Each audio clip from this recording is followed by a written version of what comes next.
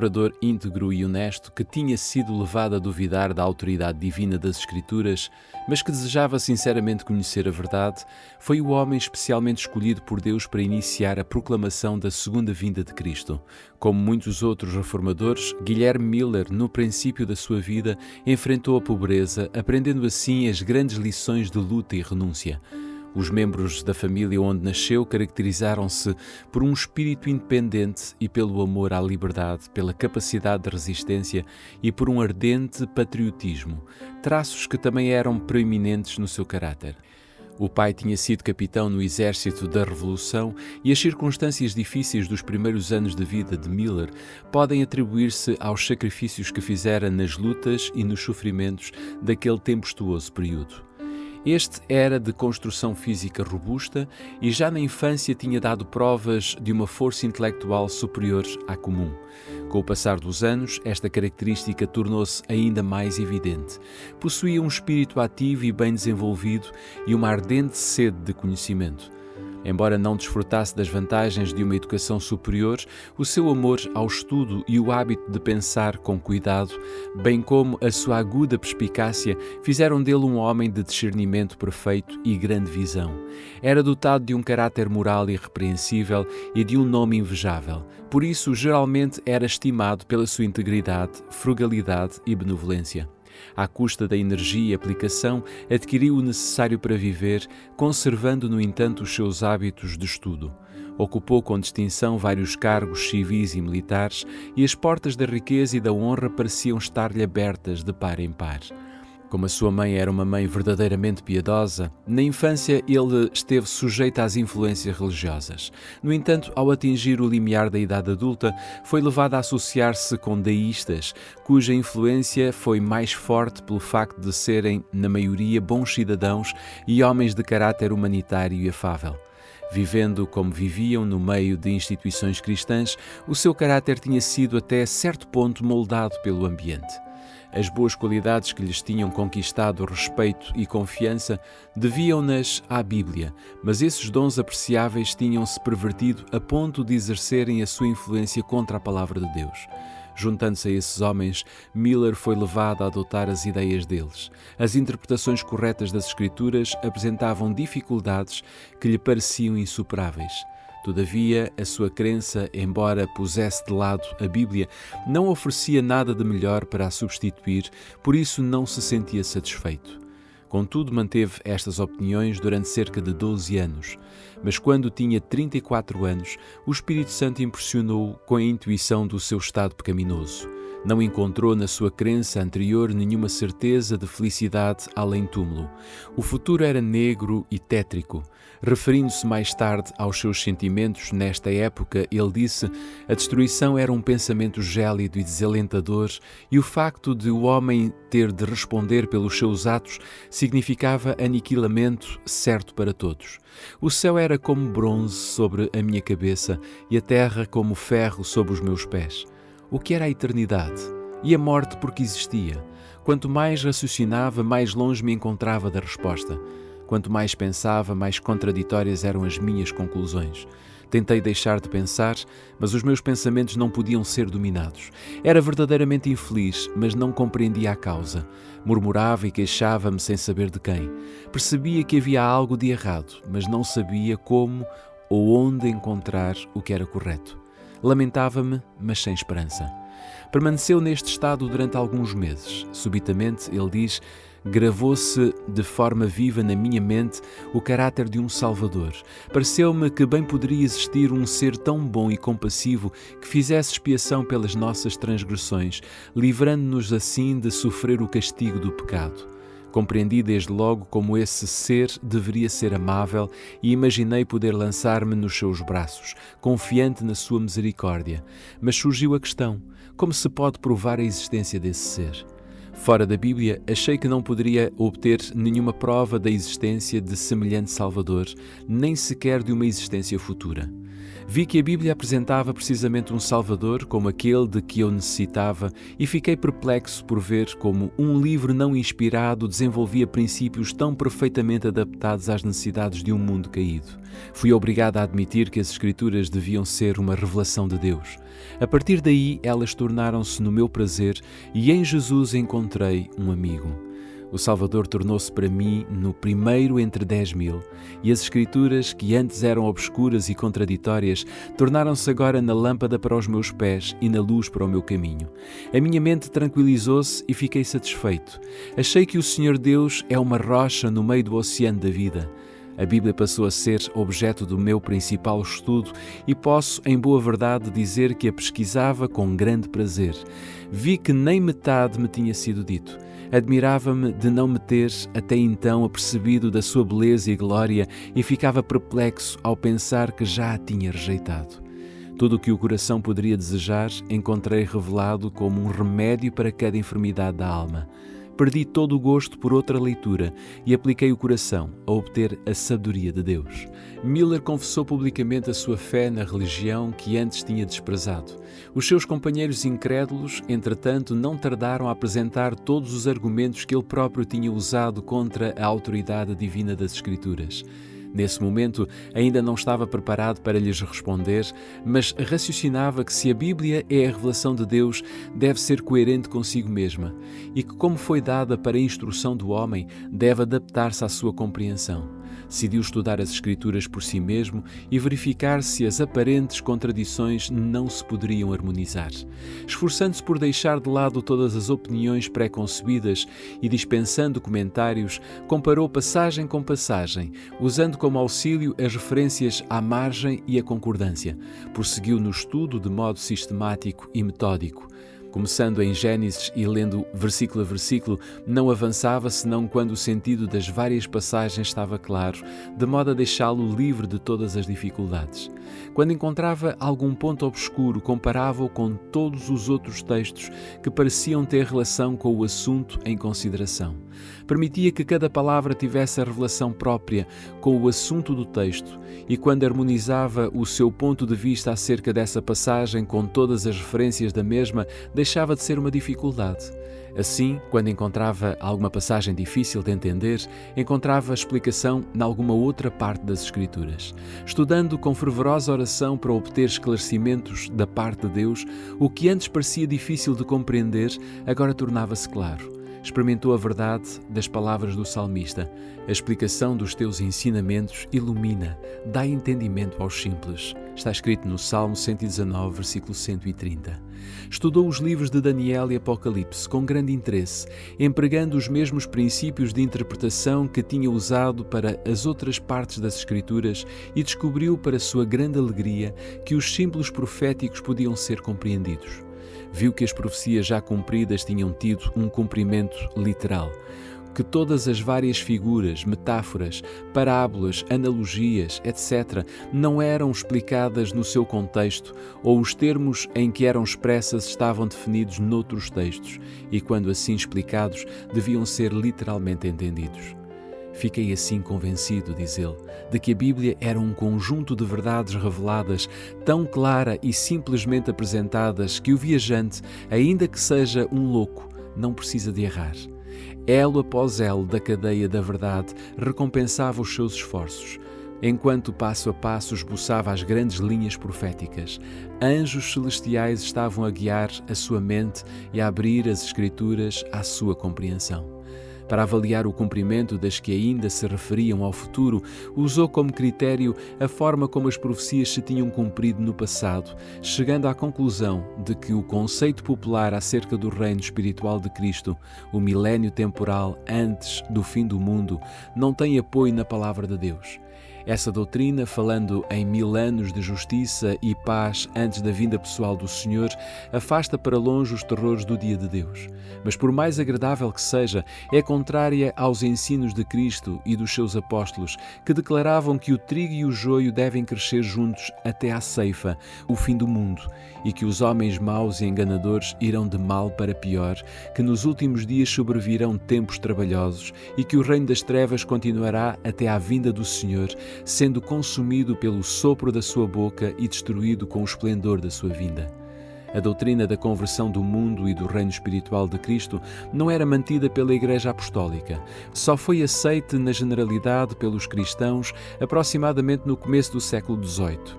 Como todos os outros erros, os seus resultados foram maus. Ensinava os homens a afastarem a vinda do Senhor para um futuro longínquo e impedia-os de prestar atenção aos sinais que anunciavam a sua aproximação. Transmitiam um sentimento de confiança e de segurança que não tinha fundamento, levando as pessoas a negligenciarem a preparação necessária para se encontrarem com o seu Senhor. Miller achou que a vinda de Cristo, literal, pessoal, é plenamente ensinada nas Escrituras. Diz Paulo: o mesmo Senhor descerá do céu com alarido e com voz de arcanjo e com a trombeta de Deus. 1 Tessalonicenses capítulo 4, versículo 16. E o Salvador declara: verão o Filho do Homem vindo nas nuvens do céu com poder e grande glória. Assim como o relâmpago sai do Oriente e se mostra até ao Ocidente, assim será também a vinda do Filho do Homem. Está escrito em Mateus capítulo 24, versículos 30 e versículo 27. Ele deverá ser acompanhado por todas as hostes celestiais. O Filho do Homem virá na sua glória e todos os santos anjos com ele. Mateus capítulo 25, versículo 31. Ele enviará os seus anjos com rijo clamor de trombeta, os quais ajuntarão os seus escolhidos. Mateus capítulo 24, versículo 31.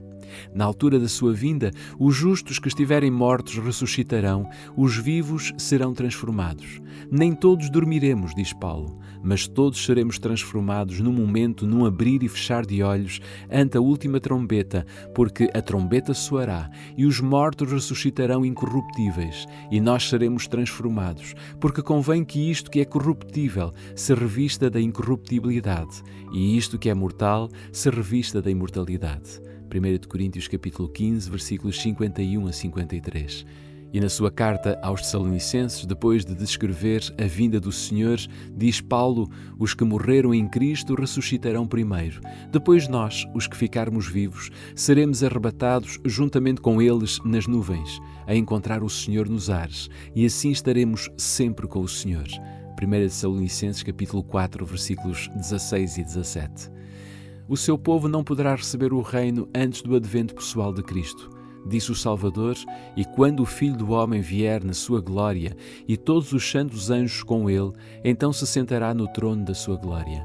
E todas as nações serão reunidas diante dele, e apartará uns dos outros, como o pastor aparta dos bodes as ovelhas. E porá as ovelhas à sua direita, mas os bodes à esquerda. Então dirá o Rei aos que estiverem à sua direita: vinde, benditos de meu Pai, possuí por herança o reino que vos está preparado desde a fundação do mundo. Mateus capítulo 25, versículos 31 a 34. Vimos pelos textos citados que quando o Filho do Homem vier, os mortos serão ressuscitados incorruptíveis e os vivos serão transformados. Através desta grande mudança ficam preparados para receber o reino, pois Paulo diz: a carne e o sangue não podem herdar o reino de Deus, nem a corrupção herda a incorrupção. Está escrito em 1 Coríntios capítulo 15, versículo 50. O homem, no seu estado atual, é mortal, é corruptível.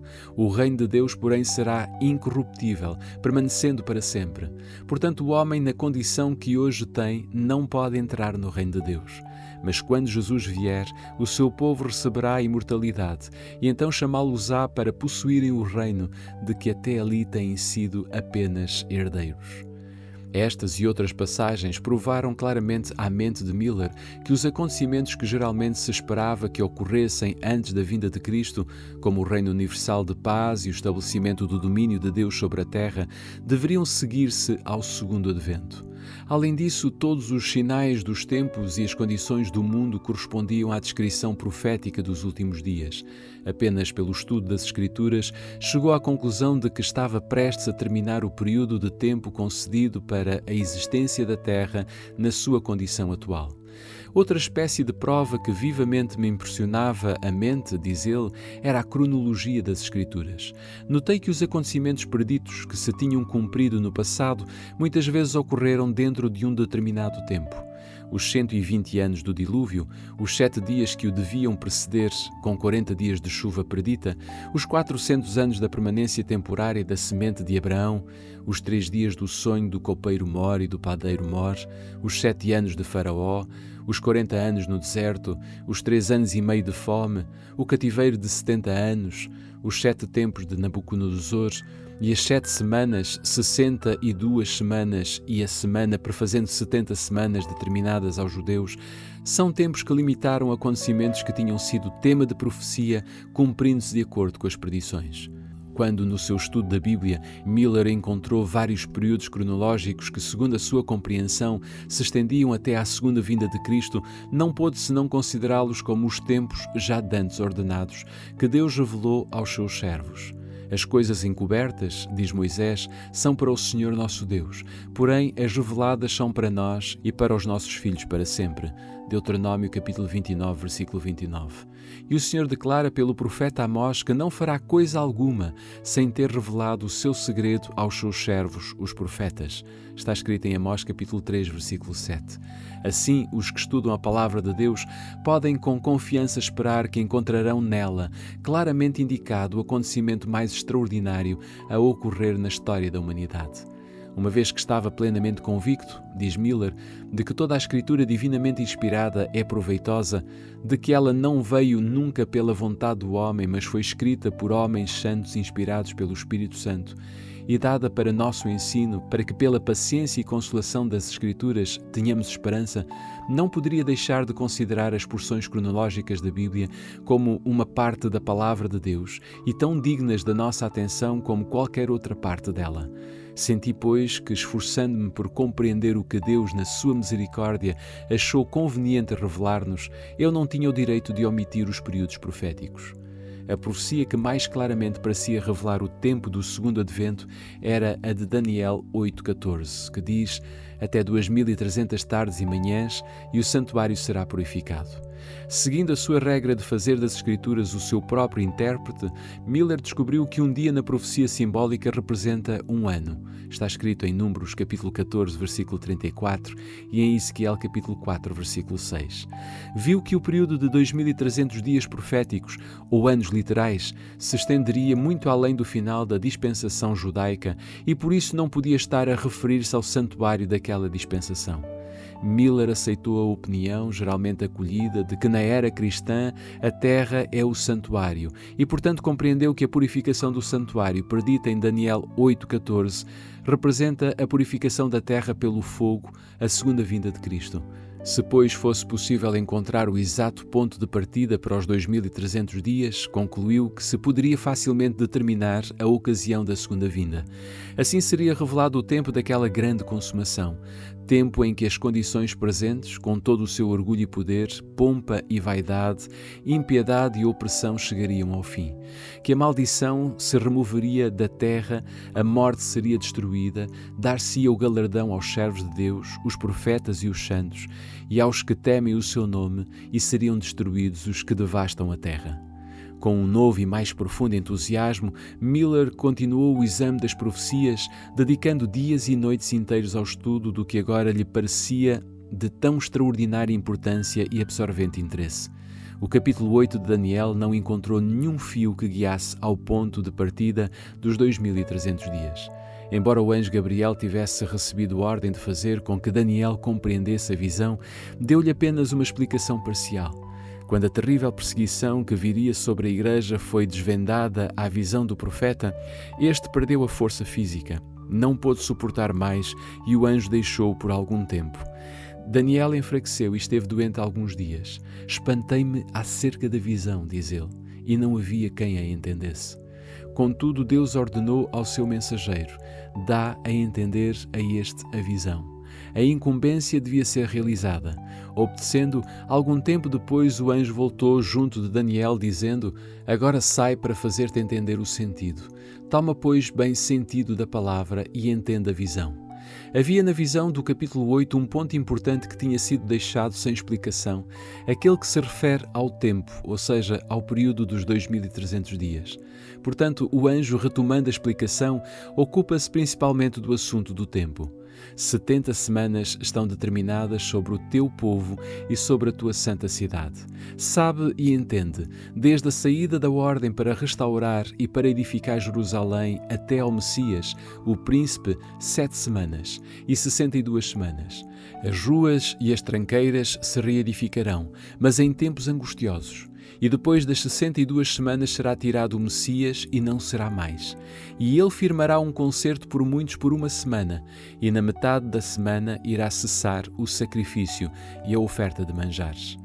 O anjo tinha sido enviado a Daniel com o objetivo expresso de lhe explicar aquilo que não tinha compreendido na visão do capítulo 8, a declaração relativa ao tempo, até 2300 tardes e manhãs, e o santuário será purificado.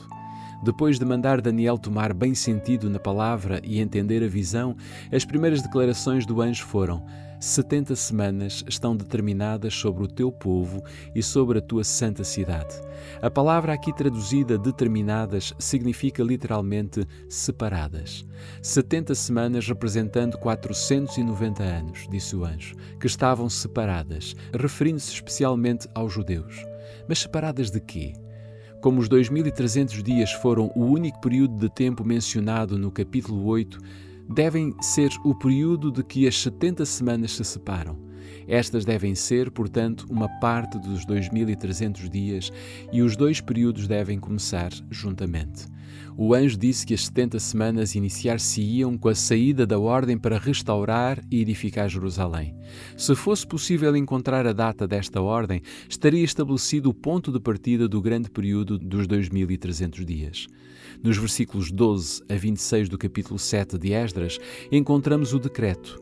Na sua forma completa foi promulgado por Artaxerxes, rei da Pérsia, em 457 a.C., mas em Esdras capítulo 6, versículo 14, diz ter sido a casa do Senhor em Jerusalém, edificada conforme o mandado, ou decreto, como se poderia traduzir, de Ciro e de Dario e de Artaxerxes, rei da Pérsia.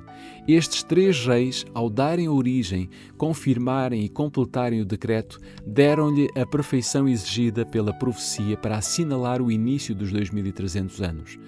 Tomando-se o ano 457 a.C. como o ano em que se completou o decreto e a data da ordem, vê-se que se cumpriram todas as especificações da profecia relativa às 70 semanas. Desde a saída da ordem para restaurar e para edificar Jerusalém até ao Messias, o príncipe, 7 semanas e 62 semanas. Isto é, 69 semanas, ou 483 anos. O decreto de Artaxerxes entrou em vigor no outono de 457 a.C. A partir desta data, os 483 anos estendem-se até ao outono do ano 27 da nossa era. Esta profecia cumpriu-se naquele tempo. A palavra Messias significa o ungido. No outono do ano 27 da nossa era, Cristo foi batizado por João e recebeu a unção do Espírito. O apóstolo Pedro testifica de que Deus ungiu a Jesus de Nazaré com o Espírito Santo e com virtude.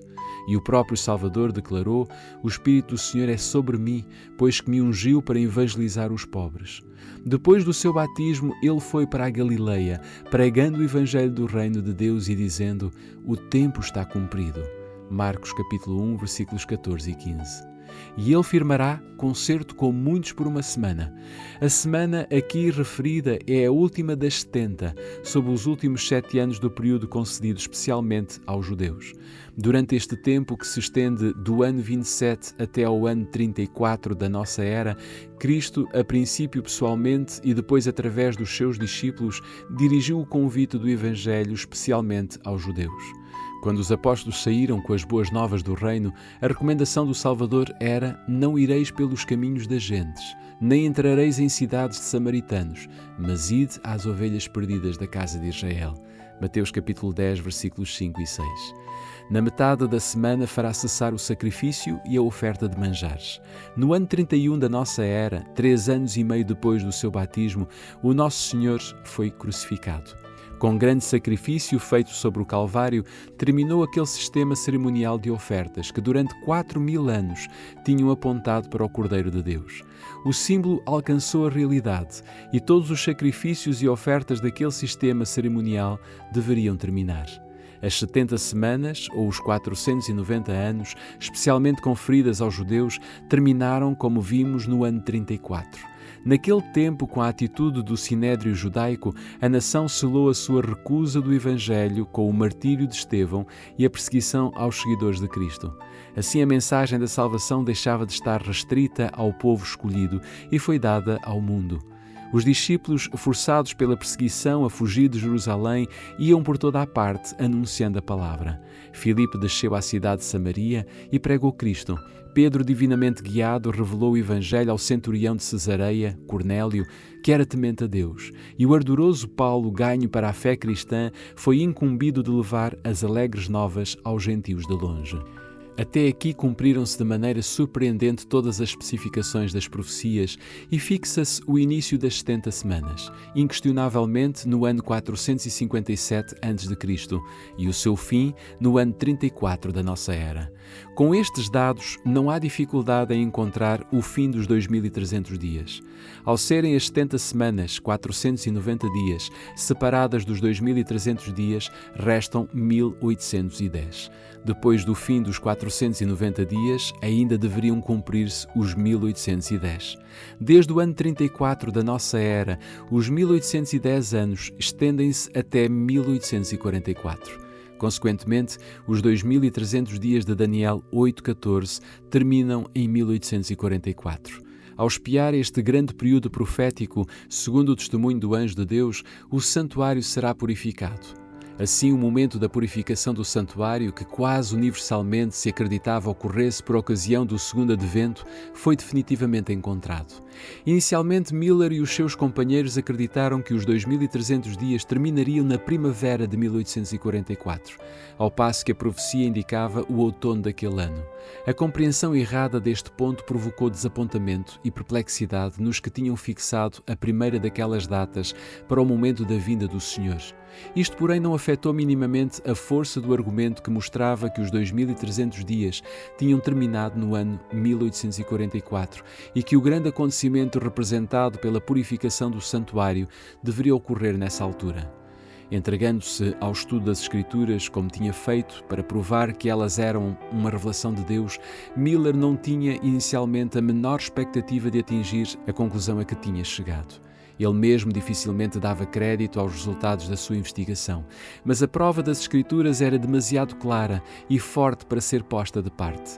Tinha dedicado 2 anos ao estudo da Bíblia, quando em 1818 chegou à solene conclusão de que dentro de 25 anos aproximadamente, Cristo apareceria para remir o seu povo. Não necessito de descrever, diz Miller, a alegria que encheu o meu coração perante esta tão agradável perspectiva, nem o ardente anseio da minha alma em participar das alegrias dos remidos. Para mim, a Bíblia era então um livro novo. Considerava-a verdadeiramente um banquete para a razão.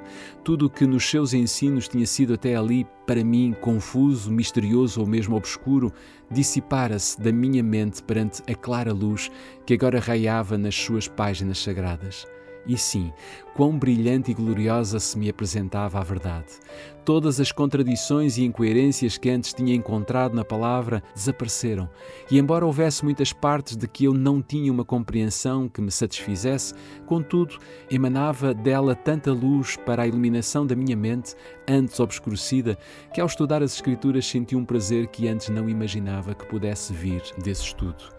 Solenemente convencido de que as Escrituras anunciavam o cumprimento de tão importantes acontecimentos em tão curto espaço de tempo, surgiu na minha mente a questão de saber qual era o meu dever para com o mundo perante a evidência que me comovera tão fortemente. Não pude deixar de sentir que era seu dever comunicar a outros a luz que tinha recebido. Esperava encontrar oposição por parte dos ímpios, mas confiava em que todos os cristãos se regozijariam na esperança de ver o Salvador a quem diziam amar. O seu único receio era que, na sua grande alegria, diante da perspectiva da gloriosa libertação, a ser consumada brevemente, muitos recebessem a doutrina sem examinar suficientemente as Escrituras para compreenderem a sua verdade. Portanto, hesitou em apresentá-la com receio de estar errado e se tornasse num meio de desviar as pessoas. Foi levado desta maneira a rever as provas que apoiavam as conclusões a que tinha chegado e a analisar cuidadosamente aquela dificuldade que se apresentava na sua mente. Viu que as objeções se desvaneciam perante a luz da palavra de Deus como a névoa diante dos raios do sol.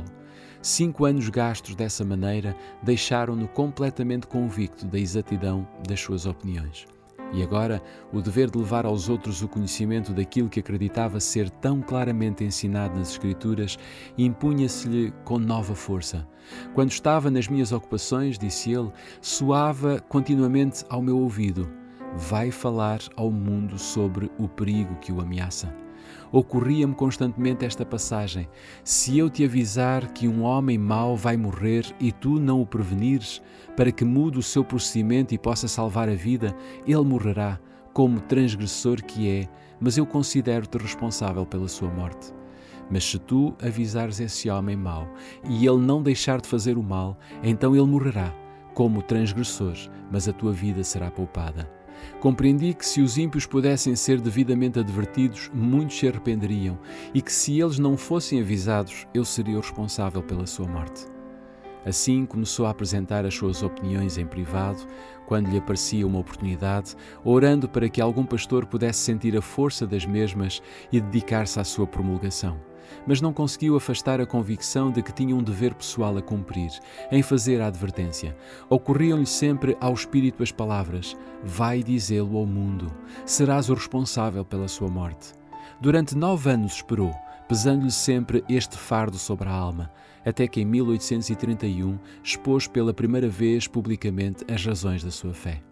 Assim como Eliseu foi chamado quando estava a trabalhar com o arado e os bois no campo para receber o manto da consagração para o trabalho de profeta, também Guilherme Miller foi chamado para deixar o arado e desvendar ao povo os mistérios do Reino de Deus. Iniciou o trabalho com muito receio, levando os seus ouvintes passo a passo através dos períodos proféticos até ao segundo aparecimento de Cristo. Em cada pregação ganhava energia e coragem, vendo o grande interesse que as suas palavras despertavam. Foi apenas cedendo às solicitações dos seus irmãos, em cujas palavras ele ouvia o chamado de Deus, que Miller consentiu em apresentar as suas opiniões em público. Tinha então 50 anos e não estava habituado a falar em público e sentia-se oprimido ao reconhecer a sua incapacidade para a obra. Desde o princípio, porém, o seu trabalho para a salvação das almas foi abençoado de um modo notável. À primeira vez que pregou, seguiu-se um despertamento religioso, em que 13 famílias inteiras, com exceção de 2 pessoas, se converteram. Foi imediatamente convidado a falar noutros lugares, e quase em toda a parte do seu trabalho resultava num avivamento da obra de Deus. Convertiam-se pecadores, cristãos eram despertados de uma maior consagração, e deístas e incrédulos reconheciam a verdade da Bíblia e da religião cristã. O testemunho daqueles entre os quais trabalhava atingia uma classe de mentes fora da influência de outros homens. A sua pregação era de molde a despertar a sensibilidade pública para os grandes temas da religião e a impedir o crescente mundanismo e a sensualidade da época. Em quase todas as cidades havia dezenas de pessoas que se convertiam e, em algumas, até mesmo centenas como resultado da sua pregação. Em muitos lugares, as igrejas protestantes de quase todas as denominações abriram-se amplamente e os convites para trabalhar nelas vinham geralmente dos pastores das várias congregações. Adotava como regra invariável não trabalhar em qualquer lugar, a não ser que fosse convidado. No entanto, rapidamente se viu impossibilitado de atender metade dos pedidos que choviam sobre ele. Muitos que não aceitaram as suas opiniões relativamente ao tempo exato da segunda vinda ficaram convencidos da certeza e da proximidade da vinda de Cristo e da necessidade da sua preparação. Em algumas das grandes cidades, o seu trabalho produziu uma impressão extraordinária. Vendedores de bebidas abandonavam este comércio e transformavam as suas lojas em salas de cultos. Antros de jogo eram fechados.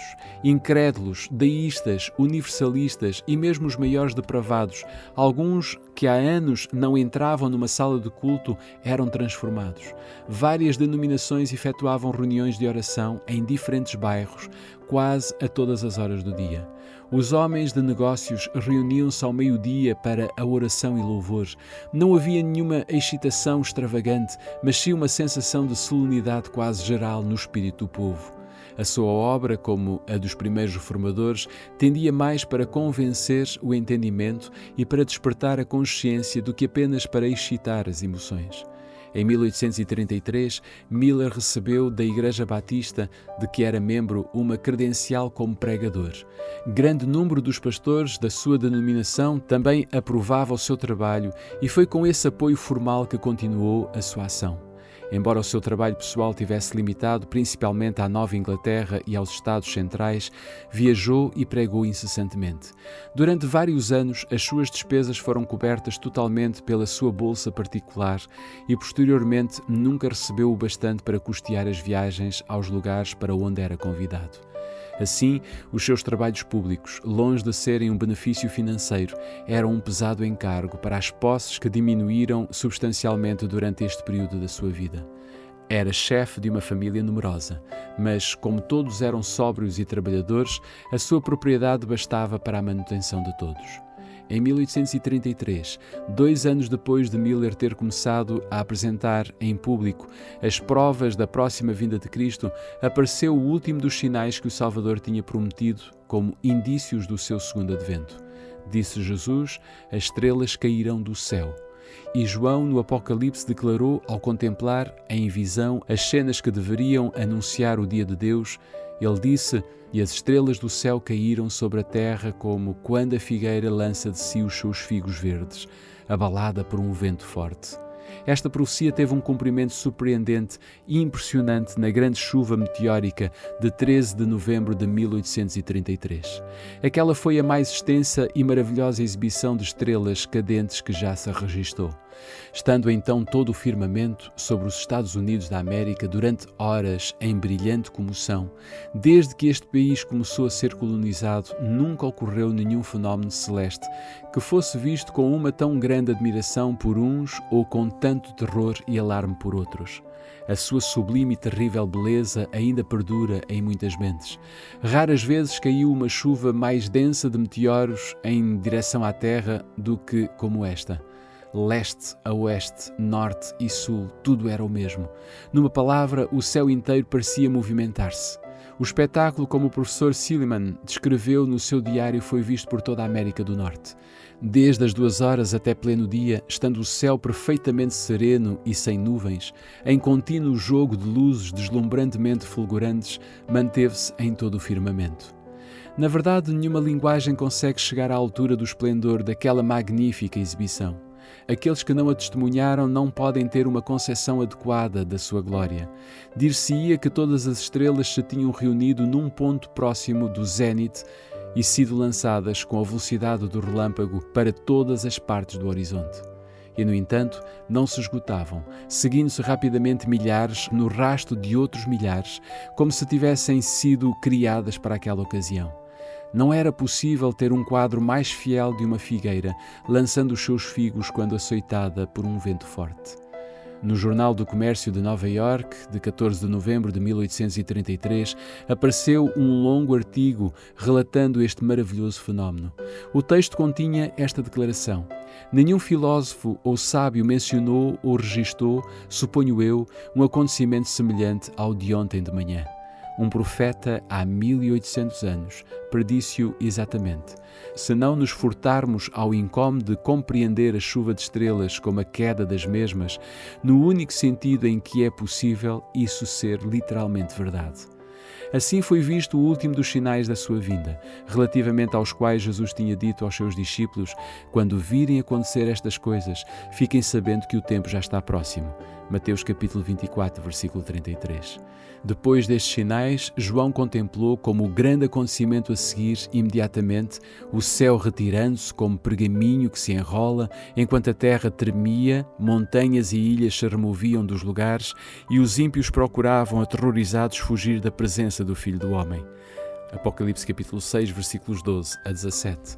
Muitos dos que testemunharam a queda das estrelas consideraram-na como um arauto do juízo vindouro, sinal espantoso, precursor certo, misericordioso prenúncio do grande e terrível dia. Deste modo, a atenção do povo foi dirigida para o cumprimento da profecia e muitos foram levados a dar atenção à advertência do segundo advento. No ano de 1840, outro notável cumprimento de profecia despertou interesse geral. 2 anos antes, Josias Litch foi um dos principais pastores que pregavam o segundo advento. Publicou uma explicação do Apocalipse 9, predizendo a queda do Império Otomano. Segundo os seus cálculos, esta potência deveria ser derrubada no ano de 1840, no mês de agosto. E apenas poucos dias depois do seu cumprimento escreveu, admitindo que o primeiro período, 150 anos, se cumpriu exatamente antes de Diocoses ter subido ao trono com permissão dos turcos e que os 391 anos e 15 dias começaram no fim do primeiro período, terminará no dia 11 de agosto de 1840, quando se espera que o poder otomano em Constantinopla seja abatido. E creio que isto deverá acontecer. No tempo indicado, a Turquia, por intermédio dos seus embaixadores, aceitou a proteção das potências aliadas da Europa e dessa forma colocou-se sob a direção das nações cristãs. O acontecimento cumpriu exatamente a predição. Quando isto se tornou conhecido, houve multidões que se convenceram da exatidão dos princípios de interpretação profética adotados por Miller e os seus companheiros, e foi dado um extraordinário impulso ao movimento do Advento. Homens com estudos e posição uniram-se a Miller, tanto para pregar como para publicar as suas opiniões, e de 1840 a 1844 a obra espalhou-se rapidamente. Guilherme Miller era dotado de grandes capacidades intelectuais, disciplinadas pela meditação e pelo estudo, e a estes acrescentava a sabedoria do céu, ligando-se à fonte da sabedoria. Era um homem de grande valor que inspirava respeito e estima onde quer que a integridade de caráter e a excelência moral fossem apreciadas. Unindo a verdadeira bondade de coração à humildade cristã e ao poder do domínio próprio, era atento e afável para com todos, pronto para ouvir as opiniões de outros e considerar os seus argumentos. Sem paixão ou excitação, aferia todas as teorias e doutrinas pela palavra de Deus, e o seu raciocínio claro e profundo conhecimento das Escrituras permitiam-lhe refutar o erro e desmascarar a falsidade. No entanto, não prosseguiu no seu trabalho sem uma oposição tenaz. Como tinha acontecido com os primeiros reformadores, as verdades que apresentava não eram bem recebidas pelos mestres populares da religião. Não conseguindo manter a sua posição pelas Escrituras, viam-se obrigados a reconhecer aos ditos e às doutrinas de homens, às tradições dos pais da Igreja. A palavra de Deus, porém, era o único testemunho aceito pelos pregadores da verdade do Advento. A Bíblia e a Bíblia só era o seu lema. Quando faltavam os argumentos das Santas Escrituras aos opositores, estes usavam o ridículo e a troça. Empregavam o tempo, os meios e os talentos para difamar aqueles cuja única falta era esperar com alegria a volta do seu Senhor, e esforçar-se por viver uma vida santa e para exortar os outros a prepararem-se para o seu aparecimento. Faziam-se cuidadosos esforços para que a mente do povo fosse desviada do assunto referente à segunda vinda. Procurava-se dar a impressão de que estudar as profecias que se referem à volta de Jesus e ao fim do mundo fosse pecado, algo que os homens se deveriam envergonhar. Assim, o ministério popular minava a fé na palavra de Deus. O seu ensino tornava os homens incrédulos e muitos tomaram a liberdade de andar segundo os seus próprios desejos ímpios. Então, os autores desse mal culpavam os adventistas. Embora Miller conseguisse ter casas repletas de ouvintes inteligentes e atentos, o seu nome raras vezes era mencionado pela imprensa religiosa, excepto para ser acusado e ridicularizado. Os descuidados e ímpios, tornando-se audazes pela atitude dos mestres religiosos, recorriam a nomes ofensivos, a graçolas vis e blasfemas, com a intenção de o difamarem a ele e à sua obra. O homem de cabelos grisalhos que tinha deixado o seu confortável lar para viajar à sua própria custa, de cidade em cidade, de vila em vila, trabalhando incessantemente com o objetivo de levar ao mundo a solene advertência do juízo próximo, era vilmente acusado de fanático, mentiroso, patife e patife explorador. O ridículo, a falsidade, o insulto acumulados sobre ele provocaram protestos indignados, mesmo por parte da imprensa secular. Tratar um assunto de tão imponente majestade e terríveis consequências, com leviandade e linguagem baixa, mesmo homens mundanos declaravam ser não meramente brincar com os sentimentos dos seus pregadores e advogados, mas fazer chacota do dia de juízo, escarnecer da própria divindade e desdenhar dos terrores do seu tribunal. O instigador de todo o mal procurava não só contrariar o efeito da mensagem do Advento, mas destruir o próprio mensageiro. Miller fazia uma aplicação prática da verdade das Escrituras no coração dos seus ouvintes, reprovando os seus pecados e perturbando a sua satisfação própria, e as suas palavras, claras e incisivas, originaram inimizade. A oposição manifestada pelos membros da Igreja à sua mensagem animava as classes inferiores a irem mais longe, e alguns dos inimigos conspiravam para lhe tirar a vida quando saísse do local da reunião. Mas entre a multidão encontravam-se santos anjos, e um deles, certa vez, sob a forma de homem, tomou o braço desse servo do Senhor e pô-lo a salvo da multidão enfurecida. A sua obra ainda não estava terminada, e Satanás e os seus emissários viram os seus planos frustrados. Apesar de toda a oposição, o interesse no movimento adventista continuou a aumentar. As congregações passaram das dezenas e centenas para milhares. Houve um grande número nas várias igrejas, mas passado algum tempo começou a manifestar-se o espírito de oposição contra esses conversos e as igrejas começaram a tomar providências disciplinares contra os que tinham abraçado as opiniões de Miller.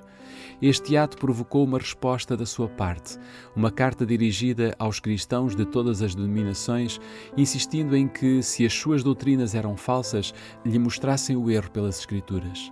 O que temos nós crido, disse ele, que não nos tenha sido ordenado pela palavra de Deus, a qual vocês mesmo o admitem, é a única regra da nossa fé e prática. O que temos nós feito que provocasse tão rancorosas acusações contra nós, do púlpito e da imprensa, e vos desse algum motivo justo para nos excluir, os adventistas, das vossas igrejas e comunhão? Se nós estamos errados, peço para nos mostrarem em que consiste o nosso erro. Mostrem-nos pela palavra de Deus que estamos enganados. Temos sido bastante ridicularizados, mas isso nunca nos poderá convencer de que estamos no erro. Só a palavra de Deus pode mudar as nossas opiniões.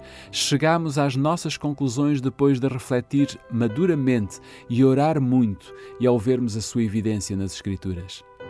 Século após século, as advertências que Deus enviou ao mundo pelos seus servos foram recebidas com igual incredulidade e descrença. Quando a iniquidade dos antediluvianos o levou a enviar o dilúvio sobre a terra, antes de o fazer, deu-lhes a conhecer o seu propósito, para que pudessem ter a oportunidade de abandonar os seus maus caminhos. Durante 120 anos, soou aos seus ouvidos o aviso para que se arrependessem, não fosse a ira de Deus manifestar-se para os destruir. A mensagem parecia-lhes, porém, uma historieta, e não acreditaram nela. Tornados audazes na sua impiedade, riam-se do mensageiro de Deus, recebiam frivolamente os seus apelos e até o acusavam de presunção. Como ousa um homem levantar-se contra todos os grandes da terra? Se a mensagem de Noé era verdadeira, por que é que toda a humanidade não o viu e creu? A palavra de um homem contra a sabedoria de milhares. Não queriam dar crédito ao aviso nem procurar refúgio na arca. Os escarnecedores apontavam para as coisas da natureza, a sucessão invariável das estações, o céu azul que nunca tinha derramado chuva, os campos verdejantes refrescados pelo brando orvalho da noite, e exclamavam: será que ele está a contar parábolas? Desdenhosamente diziam que o pregador da justiça era totalmente fanático e continuavam mais do que nunca à procura dos prazeres, cada vez mais decididos nos seus maus caminhos. Mas a incredulidade que alimentavam não impediu o acontecimento predito. Deus suportou durante muito tempo a sua iniquidade, dando-lhes ampla ocasião para o arrependimento. Porém, no tempo designado, os juízos do Senhor caíram sobre os que tinham rejeitado a sua misericórdia. Cristo declara que existirá idêntica incredulidade no que se refere à sua segunda vinda. Como os contemporâneos de Noé não o conheceram, até que veio o dilúvio e os levou a todos, assim será também, nas palavras do nosso Senhor, a vinda do Filho do Homem. Mateus capítulo 24, versículo 39. Quando o professo povo de Deus se estiver a unir com o mundo, vivendo como vivem os do mundo e gozando com eles dos prazeres proibidos, quando o luxo do mundo se tornar no luxo da Igreja, quando os sinos para casamento estiverem a tocar e todos olharem para o futuro esperando muitos anos de prosperidade temporal, subitamente então, como o relâmpago brilha nos céus, virá o fim das suas brilhantes visões e esperanças ilusórias. Assim como Deus enviou o seu servo para advertir o mundo do dilúvio que viria, enviou também mensageiros escolhidos para tornar conhecida a proximidade do juízo final. E como os contemporâneos de Noé se riam com escárnio das predições do pregador da justiça, assim no tempo de Miller, muitos, mesmo de entre aqueles que se diziam povo de Deus, riam-se das palavras de advertência. E por que razão a doutrina e a pregação da segunda vinda de Cristo foram tão mal recebidas pelas igrejas? Enquanto para os ímpios o advento do Senhor traz miséria e desolação, para os justos está cheio de alegria e esperança. Esta grande verdade tem sido o consolo dos fiéis de Deus através de todos os séculos. Porque é que para os que afirmam ser o povo de Deus, ela se tornou, tal como o seu autor, numa pedra de tropeço e rocha de escândalo? Foi o próprio Salvador que prometeu aos seus discípulos: quando eu for e vos preparar lugar, virei outra vez e vos levarei para mim mesmo. Foi o compassivo Salvador que, antecipando-se aos acontecimentos de solidão e tristeza dos seus seguidores, incumbiu anjos de os confortar com a certeza de que viria outra vez, pessoalmente, assim como tinha ido para o céu.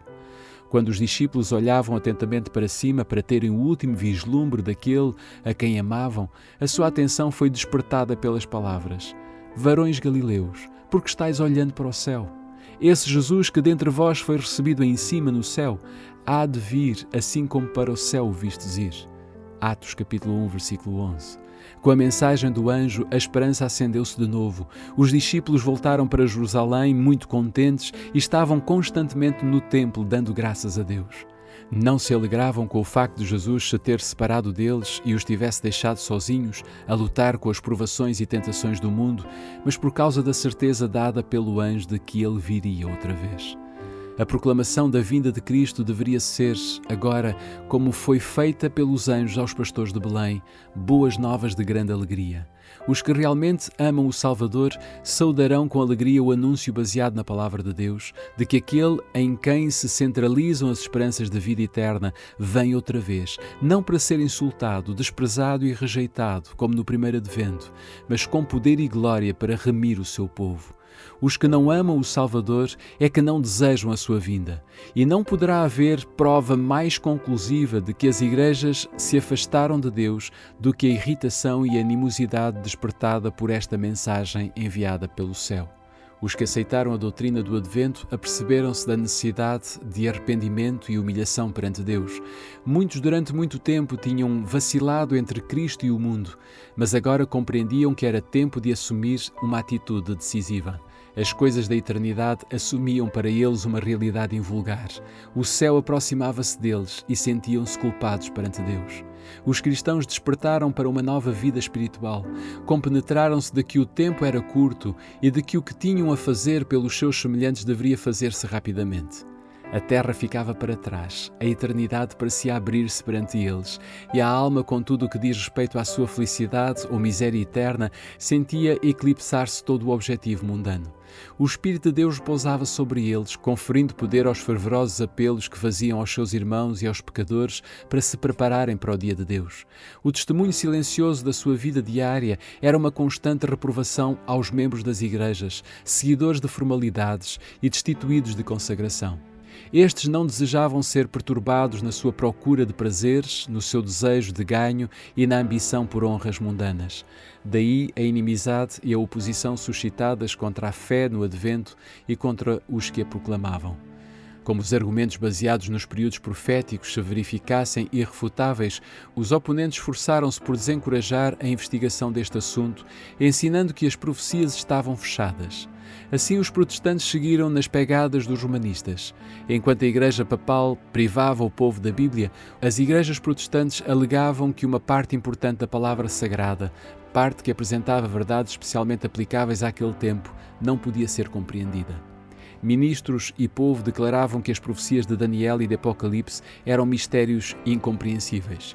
Cristo, porém, chamou a atenção dos seus discípulos para as palavras do profeta Daniel, relativas aos acontecimentos a ocorrerem na época deles, e disse: quem lê isto, procura entender. Mateus capítulo 24, versículo 15. E a afirmação de que o Apocalipse é um mistério, de que não pode ser compreendido, é desmentida pelo próprio título do livro, Revelação de Jesus Cristo, a qual Deus lhe deu para mostrar a seus servos as coisas que brevemente devem acontecer. Bem-aventurado aquele que lê e os que ouvem as palavras desta profecia e guardam as coisas que nelas estão escritas, porque o tempo está próximo. Diz o profeta: bem-aventurado aquele que lê. Há os que não querem ler e a bênção não é para estes. E os que ouvem.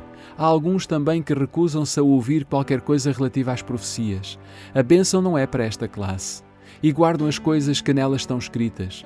Muitos se recusam a prestar atenção às advertências e instruções contidas no Apocalipse. Nenhum deles pode pretender a bênção prometida. Todos os que ridicularizam os assuntos da profecia, rindo-se dos símbolos que ali são solenemente apresentados, todos os que se recusam a reformar a vida e a preparar-se para a vinda do Filho do Homem, não serão abençoados. Perante o testemunho da inspiração, não ousam os homens ensinar que o Apocalipse é um mistério fora do alcance da inteligência humana? É um mistério revelado, um livro aberto. O estudo do Apocalipse encaminha o espírito para as profecias de Daniel e ambos apresentam importantíssimas instruções dadas por Deus ao homem relativas a factos que terão lugar no fim da história deste mundo.